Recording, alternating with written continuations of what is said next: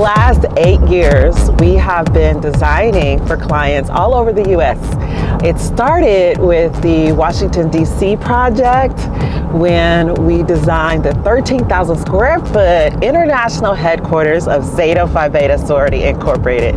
It was an absolutely amazing project to be a part of.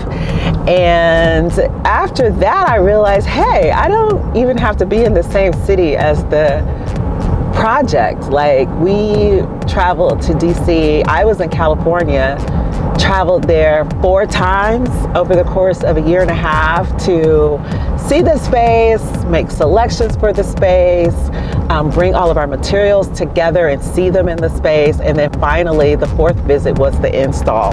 Like, all the ordering happened long distance, all of the communication with the contractors happened long distance via shared files and Zoom, and yeah, it really worked. And it was, again, such a fabulous project and turned out amazing, especially considering that it was 95% virtual.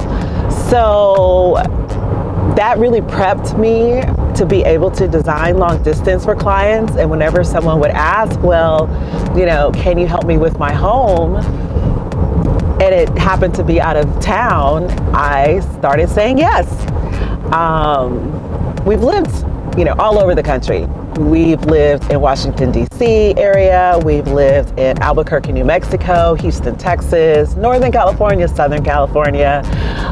We literally lived from coast to coast and have friends and chosen family and colleagues in all those places. So it just started happening organically. It wasn't like I set out to design in all these different places. It just turned out that way. And so yeah, it's like, okay, this is a little unusual. And do other designers, design long distance on a regular basis? I didn't know. And I had to kind of just figure it out on my own, not knowing anyone else that was doing that. So lots of lessons, lots of adventures. I love to travel anyway. Love to travel for pleasure, and now it happens to be work, and I always like to mix in some pleasure still.